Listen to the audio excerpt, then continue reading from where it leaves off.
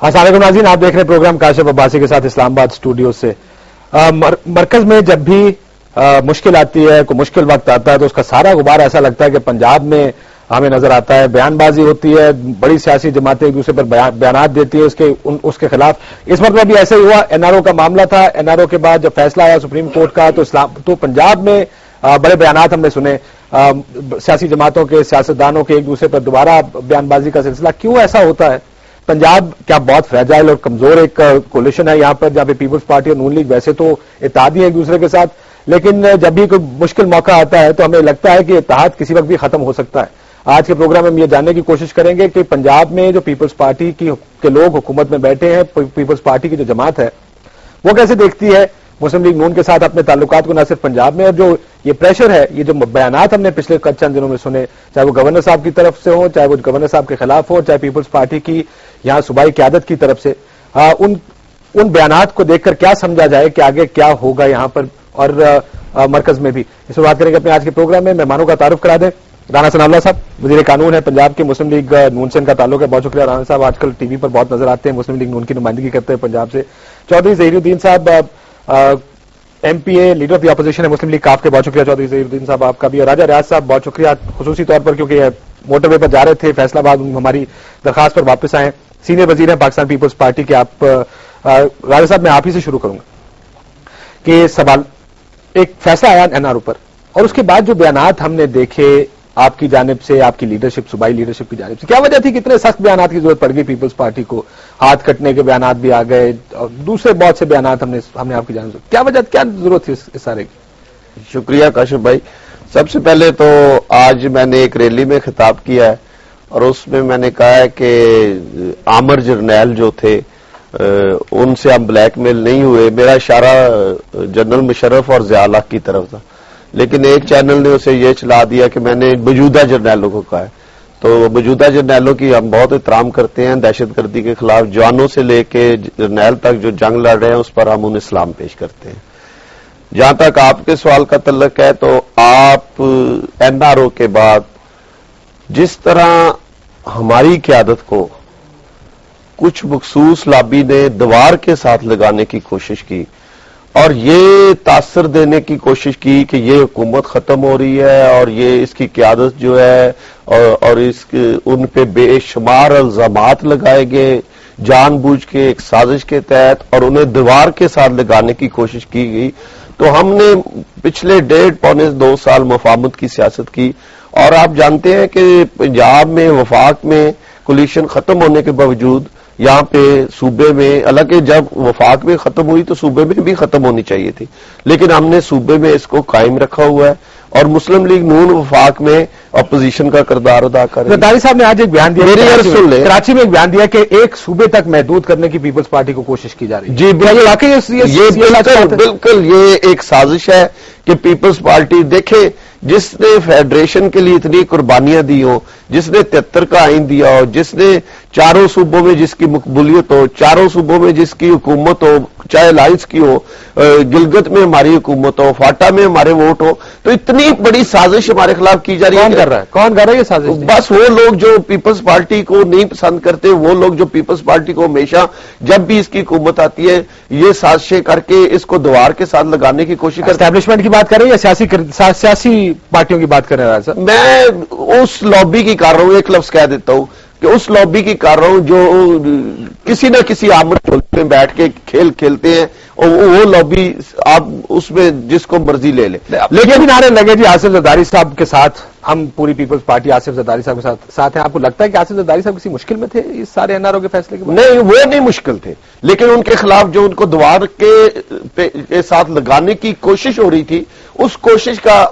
آخر میں ہمارے پاس ایک ہی حل تھا کہ ہم اس کا جواب دیں۔ دیکھیں کاشف بھائی، ہم آپ کا بہت احترام کرتے ہیں، ہم میڈیا کا احترام کرتے ہیں، ہم چاہتے ہیں کہ آپ آزادی سے کام کریں، لیکن ایک بات ہم برداشت نہیں کریں گے کہ کچھ ایک مخصوص لابی کسی ایک شخص کو نشانہ بنا لے دیوار کے ساتھ لگانے اور روزانہ شام کو، یار یہ کوئی مذاق ہے؟ کیا کہتے ہیں؟ میری عرض سن لیں کہ 18 کروڑ کے منتخب نمائندے جو ہیں ان کو کچھ ایک آدمی بیٹھ کے چینل پہ اس حکومت کو گھر بھیج دے، یہ کوئی مذاق ہے؟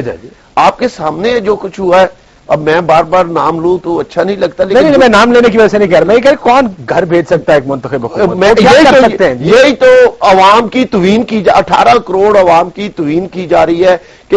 ایک منتخب حکومت کو، ایک منتخب صدر کو یہ کہا جاتا ہے یہ تو کل صبح حکومت نہیں ہوگی، آج رات کو حکومت جا رہی ہے۔ دیکھیں میڈیا آپ ہمارے لیے قابل احترام ہے، ہم آپ کی عزت کرتے ہیں، آپ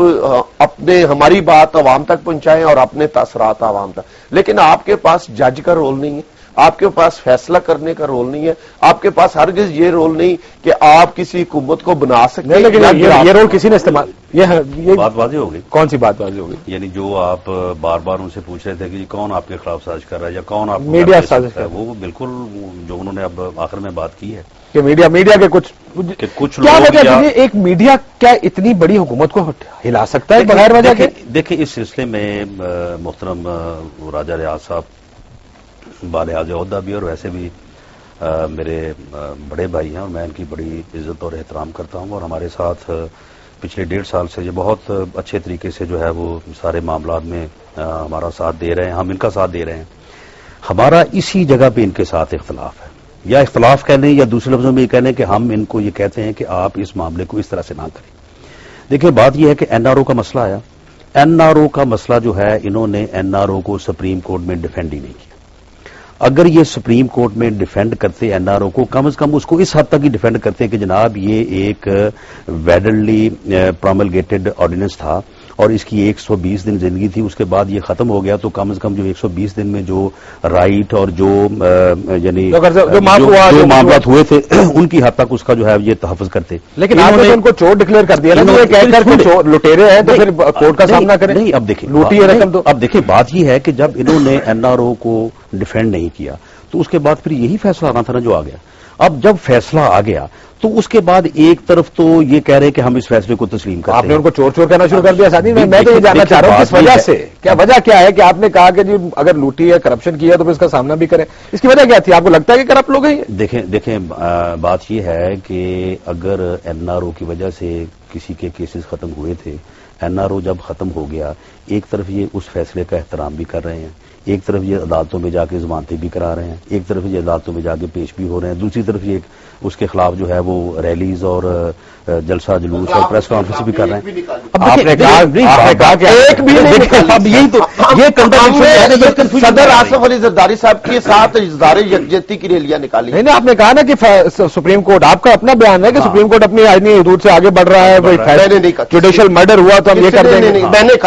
میں نے کہا کہ جوڈیشل مرڈر نہیں ہونے دیں گے، یہ بالکل کس کانٹیکسٹ میں کون کرنے جا رہا ہے یہ بات دیکھیں۔ اچھا اب اور ریکارڈ میں کہتا ہوں کہ پی ایم ایل این کی قیادت کی طرف سے یا کسی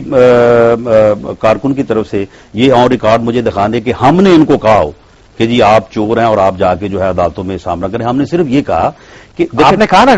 میرا آپ کے سامنے چور شور مچانے سے بچ نہیں سکتا، میں نے آپ کو یہ بھی پڑھا شاید کسی جگہ پہ۔ دیکھیں ہم یہ لوٹی لوٹی اور اس کے بعد کل آج جوید ہاشمی صاحب نے کہہ دیا ہے، تو بات یہ دیکھیں میری ایک منٹ بات سنیں۔ روز کوئی نہ کوئی ایک آدھا آدمی کہہ آپ کی پارٹی اسی طرح سے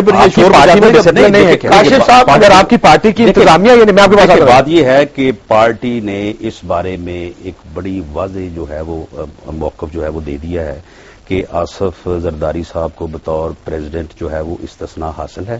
لہذا وہ ریزائن کریں نہ کریں یہ ان کی اپنی ثوابدید ہے۔ باقی لوگوں سے متعلق انہوں نے کہا ہے کہ دیکھیں کیا پیپلز پارٹی صرف 3-4 لوگوں کے اوپر چل رہی ہے؟ یہ 3-4 لوگ اگر اسٹیپ ڈاؤن کر جائیں گے تو کیا پیپلز پارٹی اس کے بعد اس کی حکومت جو ہے وہ چل نہیں سکتی؟ میں بریک پہ جاؤں، بریک سے واپس آتا ہوں، میں پھر چودھری ظہیر الدین صاحب کو بھی لاؤں گا، لیکن اسی کے جواب میں گورنر صاحب نے کہا کہ میاں صاحبان پر بھی مقدمے تھے جس وقت انہوں نے حکومت بنائی، انہوں نے استعفیٰ کیوں نہیں دیا؟ تو یہ چکر تو کبھی ختم، یہ جو ہمارا